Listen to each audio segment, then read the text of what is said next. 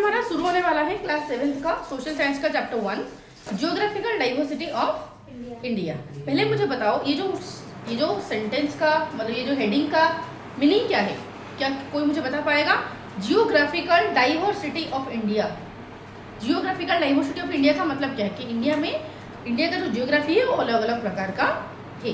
ठीक है, जियोग्राफी मतलब इंडिया का क्लाइमेट अलग अलग है, इंडिया का जो लैंड फॉर्म है वो अलग अलग है। ठीक है, और इंडिया का जो कोई एरिया में माउंटेन पाया जाता है, इंडिया में कुछ एरिया में हमारा माउंटेन पाया जाता है, किस एरिया में कोस्टल एरिया होता है, कुछ एरिया में प्लेन होता है, कुछ एरिया में ट्रैक होता है। समझ आए? तो इसीलिए इन सारे वेराइटी ऑफ लैंड के बारे में हम जानने वाले हैं। समझ रहे हैं अच्छे से? इन सारे लैंड का वेराइटी के बारे में हमें जानकारी मिलेगा। इतना क्लियर? ओके, तो चैप्टर 1 का फर्स्ट हमारा जो दिया गया है, सर अरबिंदो सोशल रिफॉर्मर जो थे, एक सोशल रिफॉर्मर है, उन्होंने कुछ कोटेशन दिया है। उस कोटेशन से हमारा चैप्टर शुरू हुआ है। ऑनलाइन बच्चे वीडियो ऑन करो। ठीक है, तो कोटेशन क्या दिया है कि to us by its very geography the country India appears to be quite distinct from other countries and that itself gives it a certain national character. इसका मतलब क्या है कि टू अस मतलब हमारे लिए, टू अस मतलब हमारे लिए, इट्स वेरी जियोग्राफी मतलब जियोग्राफिकल पॉइंट ऑफ व्यू से अगर हम देखें, हमारे लिए इंडिया का जियोग्राफिकल पॉइंट ऑफ व्यू से इंडिया लगता है, क्या लगता है? Quite distinct, quite different from other countries. दूसरे बाकी कंट्रीज का कंपैरिजन में इंडिया क्वाइट डिफरेंट लगता है। कैसे लगता है? इंडिया क्वाइट डिफरेंट लगता है। इंडिया का जो जियोग्राफी है वो वैरायटी है, वैरायटी मतलब डाइवर्स जियोग्राफी है। इसका जो जियोग्राफी है ये बाकी कंट्रीज का कंपैरिजन में बहुत ज़्यादा डिफरेंट है। बाकी कंट्रीज का कंपैरिजन में इंडिया का जियोग्राफी बहुत ज़्यादा डिफरेंट है, बहुत ज़्यादा यूनिक है, जिस वजह से ये एक हमारा इंडिया का कैरेक्टर बन चुका है। मतलब फॉर एग्जांपल देख, कोई भी बच्चा, फॉर एग्जांपल सारे बच्चे एक बराबर है, बट कोई एक बच्चा कुछ डिफरेंट है, तो उसका एक न्यू आइडेंटिटी नहीं बन जाएगा, उसका एक यूनिक आइडेंटिटी नहीं बन जाएगा। फॉर एग्जांपल सारे बच्चे शांत हैं और कुछ बच्चे ऐसे हैं, एक दो बच्चे ऐसे हैं जो बहुत ज़्यादा उत्पात मचाते हैं, राइट? या फिर कोई ऐसे बच्चे ऐसे हैं, कुछ बच्चे ऐसे हैं, सारे बच्चे ऐसे बदतमीज है बट कुछ बच्चे बिल्कुल शांत बैठते हैं। तो जो बच्चा, अगर एक बच्चा शांत बैठता है तो उसका एक यूनिक सा आइडेंटिटी बन जाता है, राइट? हम बोलते हैं ये बच्चा तो बहुत अच्छा है, ऐसे है भाई है, लाइक तुम्हारा मैच में तो ऐसे शायद प्रीति पन्ना है, हमेशा शांत बैठती रहती है। ठीक है, इस तरीके का। तो ठीक उसी तरह अगर सारे कंट्री का जियोग्राफी अलग अलग है और सेम प्रकार के है, बट इंडिया का जियोग्राफी वेराइटी का है, मतलब बहुत डिफरेंट काइंड का जियोग्राफी अगर होगा तो इंडिया का एक नया आइडेंटिटी नहीं बन जाएगा।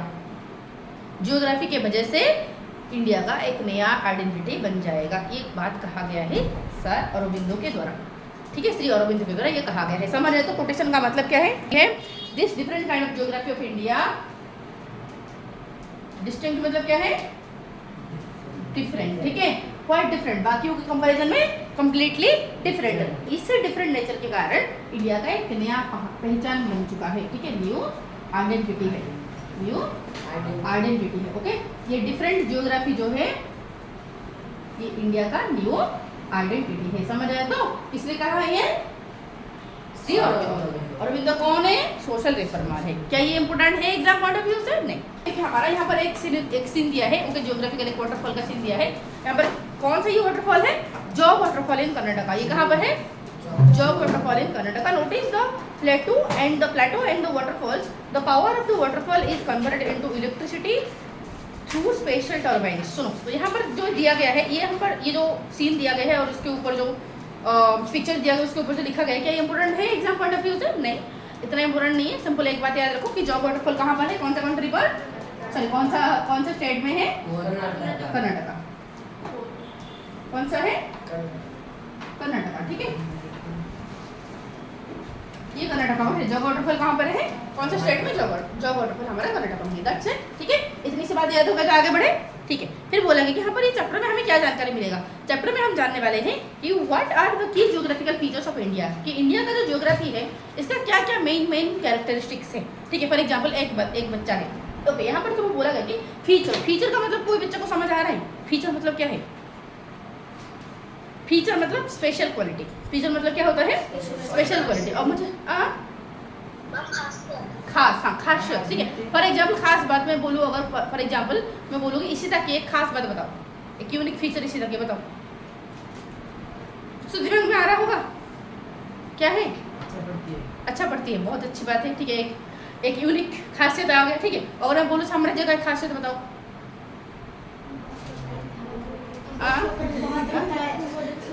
क्लास में सोता है? क्लास में सोता है? कब? स्कूल में? ले भाई तो यूनिकनेस बन गया है। तो जो भी है ओके ठीक है। चलो अब फॉर एग्जांपल मैं बोलूँ तो भुवनेश्वर का क्या एक स्पेशल फीचर बता पाओगे?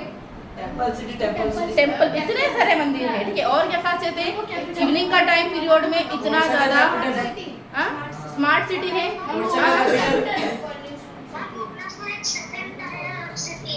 हाँ, सेकंड ईयर सिटी है और उड़ीसा का कैपिटल है। तो इतने सारे स्पेशल गुण आ रहे हैं। ठीक उसी तरह मैं पूरा इंडिया का जियोग्राफी को कंसिडर करूँ तो इंडिया का जियोग्राफी का ऐसे क्या क्या स्पेशलिटी है वो हम जानने वाले हैं। डाइवर्सिटी क्या क्या है, इंडिया का जियोग्राफी का क्या क्या मेन फीचर है, मेन क्या गुण है, क्या खासियत है, वो जानने वाले हैं। समझ आए तो पूरा चैप्टर में क्या जानने वाले हैं। फिर दिया गया है how does India geographical diversity affect our life. मतलब इंडिया का अगर जियोग्राफी एक ही प्रकार का होता तो हमारा लाइफ कुछ और होता, बट इंडिया का जियोग्राफी क्योंकि अलग अलग प्रकार के हैं, कुछ जगह में माउंटेन है, कुछ जगह में प्लेटो है, कुछ जगह में प्लेन है, कुछ जगह में कुछ और है, जिस वजह से हमारा लाइफ उस हिसाब से अफेक्टेड होता है। समझ आए तो कैसे अफेक्ट होता है वो भी जानने वाले हैं। What we are going to do in whole chapter. समझ आ गया अच्छे से? क्लियर? आगे बढ़े, चैप्टर शुरू करें। चैप्टर का फर्स्ट पैराग्राफ क्या दिया है? फर्स्ट पैराग्राफ दिया है in 1984 Rakesh Sharma the first Indian astronaut to go into space spoke with the then Prime Minister of India, Indira Gandhi. When she asked him, how does India look from space? He replied, सारे जहाँ से अच्छा, better than the whole world. This is the title of the well-known poem of the early 20th century. मतलब क्या है? यहाँ पर जो फर्स्ट पैराग्राफ में बोला गया है कि 1984 को फर्स्ट इंडियन जिन्होंने हमारा स्पेस को गए थे, फर्स्ट इंडियन जिन्होंने स्पेस को गए थे, उनका नाम क्या था? राकेश शर्मा। ठीक है, उनका नाम क्या था? Rakesh Sharma. Who is he? First Indian astronaut. First Indian astronaut to be in the space. ठीक है, ये फर्स्ट पहला इंडियन थे जिन्होंने स्पेस को गए थे। ठीक है, कब गए थे? 1984 को गए थे। कब गए थे? 1984। ये जब ऊपर गए, ठीक है, ये जब गए ऊपर और स्पेस में थे और कांटेक्ट किया हमारा Indian prime minister Indira Gandhi. उस टाइम पीरियड में प्राइम मिनिस्टर कौन थे? इंदिरा गांधी थे। ठीक है, जब वो पूछे, इंदिरा गांधी ने पूछे कि कैसे दिखता है हमारा इंडिया स्पेस से, कैसे दिख रहा है, तो राकेश शर्मा कहते सारे जहां से अच्छा, मतलब सबसे बेहतर, सारे दुनिया से बेटर दिखता है। ठीक है, तो ये जो एक फेमस टाइटल, मतलब ये क्या दिखाता है कि हमारा जियोग्राफी जो है बाकी सारा कंट्रीज का कंपैरिजन में, उनका जियोग्राफी का कंपैरिजन में हमारा जियोग्राफी बेहतर है। हमारा जियोग्राफिकल फीचर, लैंड एरिया बहुत ही अच्छा दिखता है, इवन स्पेस से भी रिफ्लेक्ट हो पाता है। समझ आए अच्छे से? तो यहाँ से क्या क्वेश्चन आ सकता है? यहाँ से क्वेश्चन आ सकता है who was the first Indian to be in space? In which year he had gone to space? 1984. Okay, the famous quotation सारे जहाँ से अच्छा has been told by whom? Rakesh Sharma. समझ आया? इतनी सी बात अच्छे से याद हो गया, नोट बना दोगे आराम से? ठीक है, ओके। अपार्ट फ्रॉम दिस अगर हम आगे बढ़े तो फिर दिया गया कि as you go through this chapter, जैसे जैसे तुम इस चैप्टर के आगे बढ़ते जाओगे, remember to refer periodically to the physical map. Okay, ये बार बार तुम इंडिया का फिजिकल मैप को देखोगे, फिर रिफर करोगे। फॉर एग्जाम्पल कोई पहाड़ के बारे में तुम पढ़ रहे हो, बार बार आओगे, मैप देखोगे, यहाँ पर फिजिकल मैप, मतलब यहाँ पर पहाड़ है। फॉर एग्जाम्पल कोई नदी के बारे में पढ़ रहे हो, ठीक है, आके देखोगे मैप में कहाँ पर ये नदी जा रहा है। ठीक है, फॉर एग्जाम्पल कोई प्लेटो के बारे में पढ़ रहे हो तो आके देखोगे ये प्लेटो कहाँ पर है, कौन सा स्टेट को कवर करता है। बार बार तुम्हें फिजिकल मैप देखने के लिए बोला गया है ताकि तुम्हें बेहतरीन तरीके से समझ आए। समझ आए कि देख रहे हो, बेटर है, पकड़ के बैठो। ठीक है, बहुत अच्छा है। चलो अब देखो आगे कि India is the 7th largest country in the world and a part of Asia along with its neighbors Pakistan, Bangladesh, Nepal, Bhutan, Sri Lanka and Myanmar. It forms the region known as Indian subcontinent. यहाँ से एक क्वेश्चन आ सकता है। क्या क्वेश्चन आ सकता है? यहाँ तक जितना पढ़ा गया अच्छे से याद हो गया? यहाँ तक हमने क्या पढ़ा? थोड़ा सा कोई रिवाइज करेगा, लॉन्ग स्टोरी शॉर्ट? कोई मुझे बता पाएगा? बताओ, कोई मुझे बता पाएगा? पार्ट हमने देखा कि कोटेशन किसका कोटेशन था? ब्रजेश किसका कोटेशन था? ब्रजेश फर्स्ट हमने कोटेशन देखा, किसका कोटेशन था? कोटेशन देखा फर्स्ट हमने, एक वाइज सेइंग हमने देखा, किसका था? बताओ आयांश, किसका था? अरे शुरू में स्टार्टिंग में बताओ। श्री अरबिंदो का फर्स्ट कोटेशन हमने देखा। उन्होंने क्या बोला है? उन्होंने बोला है कि इंडिया का जो ज्योग्राफी है बाकी सारे कंट्रियों का ज्योग्राफी से क्वाइट डिफरेंट है। ओके, क्या बोले हैं कि इंडिया का जो फर्स्ट हमने देखा और बिंदु का कोटेशन देखा कि जो Indians geography is quite different from others. ठीक है, दूसरों का ज्योग्राफी से हमारा कंट्री का ज्योग्राफी क्वाइट डिफरेंट है। ठीक है, और यही डिफरेंस उसे क्या देता है, and this gives India an identity, और यही खासियत इंडिया को एक नया आइडेंटिटी देता है। ये हमने देखा श्री अरबिंदो का फर्स्ट कोटेशन ये रहा। सेकंड हमने क्या देखा, सेकंड हमने देखा कि बोला गया कि क्या क्या हम इस चैप्टर में पढ़ने वाले हैं। उसके अलावा हमने एक था जॉग वाटरफॉल देखा, कहाँ पर है ये, कर्नाटका। कहाँ पर है ये, कर्नाटका।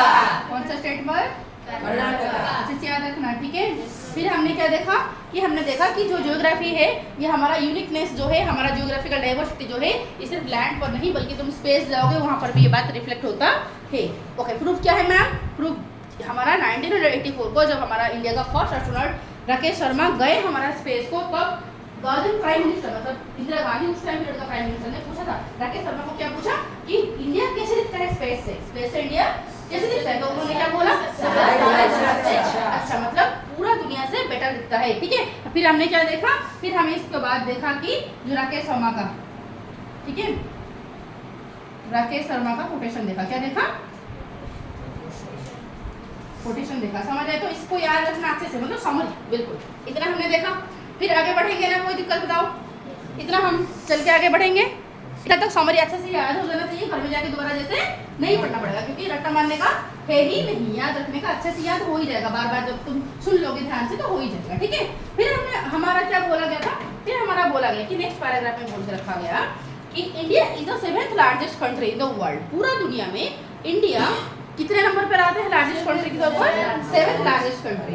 इंडिया कौन से नंबर पर आते हैं, 7th largest country, 7th largest country of the world, country of the world, पूरा दुनिया में से ये 7 नंबर पे आते हैं हमारा इंडिया। ठीक है, ओके, अब बोला है कि ए पार्ट ऑफ एशिया, इंडिया कौन सा कॉन्टिनेंट का पार्ट है, एशिया का पार्ट है, कौन से कॉन्टिनेंट का पार्ट है ये, एशिया पार्ट है। ठीक है, फिर बोला है कि आज along with its neighbors, India, अगर मैं मैप में दिखाऊं कि इंडिया इसके साथ साथ जो बाकी नेबर है, बाकी जो पड़ोसी कंट्री है, इंडिया और बाकी पड़ोसी जो कंट्री है उनको अगर हम देखें तो जैसे कि क्या क्या पड़ोसी कंट्री है, पाकिस्तान, बांग्लादेश, नेपाल, भूटान, श्रीलंका और म्यांमार।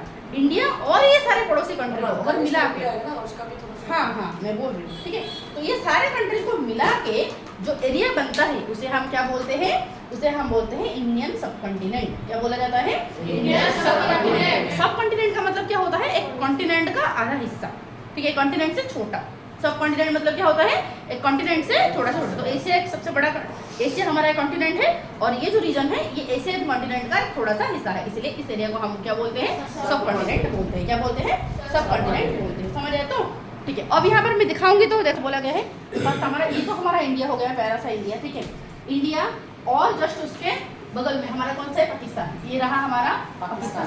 जस्ट यहाँ पर थोड़ा सा बॉर्डर शेयर होता है, थोड़ा सा अफगानिस्तान, ठीक है, और ये रहा हमारा नेपाल, ये रहा हमारा भूटान, ये रहा हमारा बांग्लादेश, फिर यहाँ पर रहा हमारा म्यांमार, ठीक है। तो इन सारे स्टेट, इन सारे कंट्रीज को मिला के, और नीचे रहा हमारा श्रीलंका, नीचे कौन सा रहा, श्रीलंका। तो इतना जो बड़ा सा लैंड एरिया आता है, इस टोटल लैंड एरिया को हम क्या बोलते हैं, क्या बोलते हैं, टोटल लैंड एरिया को हम क्या बोलते हैं, इंडियन सब कॉन्टिनेंट। क्या बोलते हैं इसे, इंडियन सब कॉन्टिनेंट, ठीक है, क्योंकि जो एरिया है इसमें से सबसे मेजर कंट्री इंडिया है, इसलिए इंडिया के नाम के हिसाब से इसको बोला जाता है इंडियन सब कॉन्टिनेंट, ठीक है। समझ हमने देखा तो कौन सा कंट्री मिल के हमारा इंडियन सब कॉन्टिनेंट बनाते हैं, बताओ, इंडियन सब continent.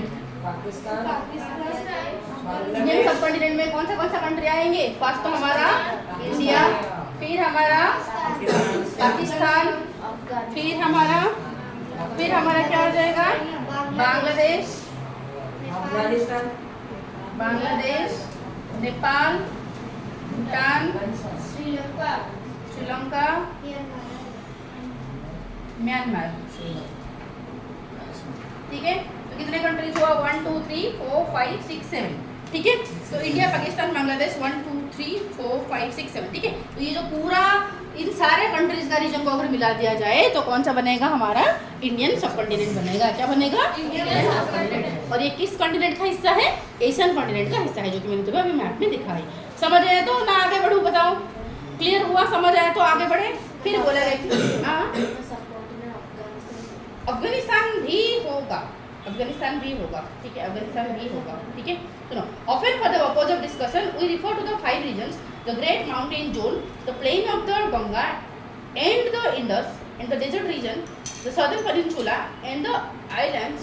In this chapter, we will fly over these zones, providing you with a bird's eye view of these features and offering glimpses of what things look like in close up at some of these places. So, क्या बोला गया है कि ये जो पूरा Indian subcontinent का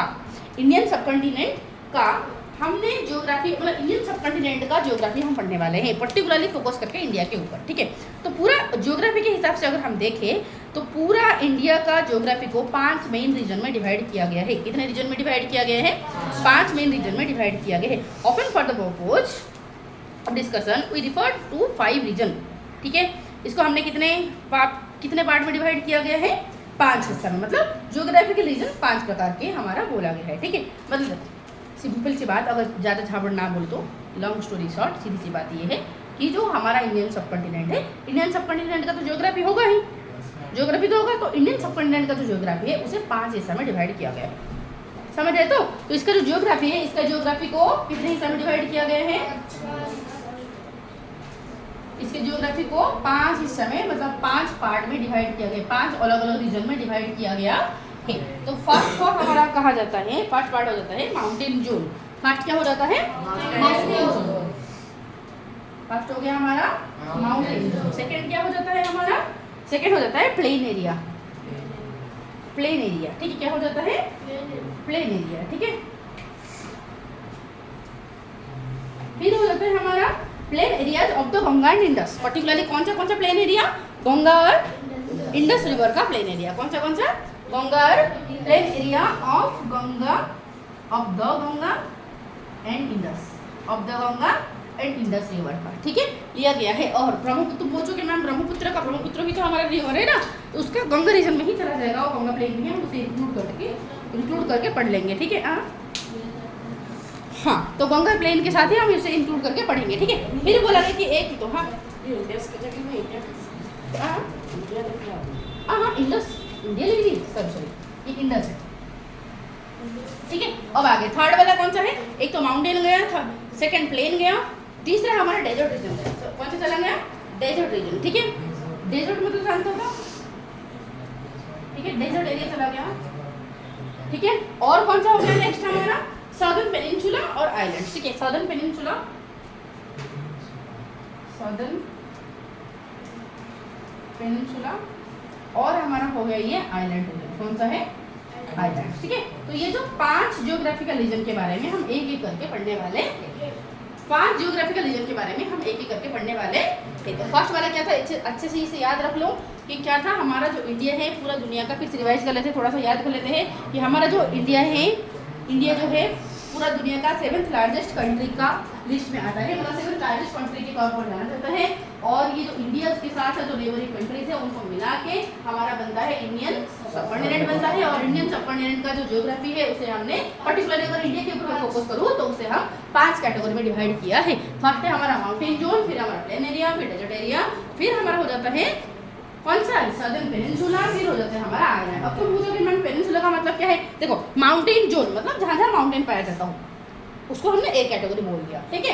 और प्लेन एरिया जहाँ पर बिल्कुल लैंड फ्लैट होगा तो उसे मैंने बोल दिया प्लेन एरिया, ठीक है, ओके। डेजर्ट मतलब जहाँ पर रेत ही रेत, मतलब बहुत सारे सैंड होगा और बहुत ज़्यादा हॉट क्लाइमेट होगा, रेगिस्तान, ठीक है।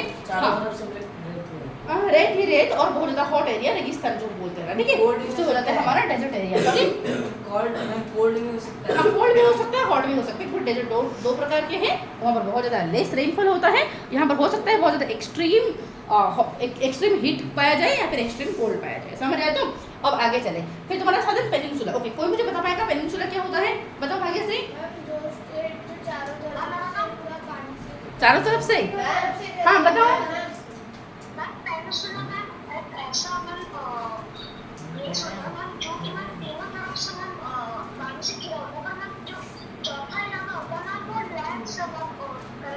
Very good very good very good.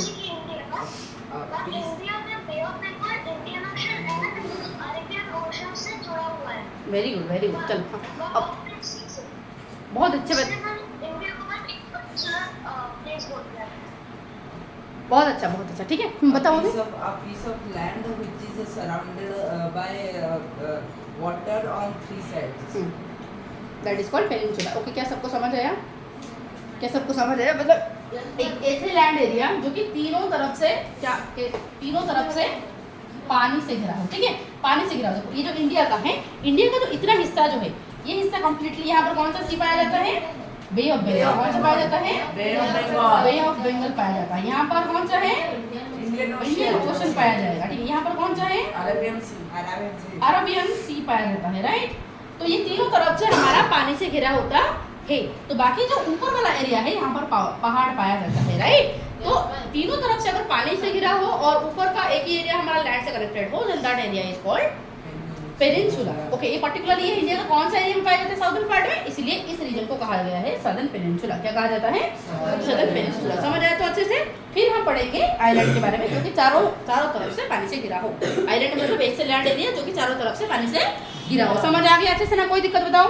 Okay, जिसको पूछा जाए वो बोलेगा। ठीक है, जिसको पूछा जाएगा कि इंडिया का जो ज्योग्राफी को हमने 5 रीजन में डिवाइड किया, क्या हर एक रीजन के बारे में हम डिटेल में पढ़ पाएंगे? नहीं, यहाँ पर हम जस्ट जनरली पढ़ेंगे, मतलब थोड़ा सा ऐसे ओवरलुक करेंगे। ठीक है, फ्लाई ओवर मतलब थोड़ा सा जस्ट देख के चले जाएंगे। ठीक है, तो यहाँ पर बोला कि इन दिस चैप्टर, इस चैप्टर में we will fly over this zones, मतलब इन जोन्स के बारे में हम थोड़ा सा ओवरलुक करेंगे। ओके, फ्लाई ओवर का मतलब क्या है?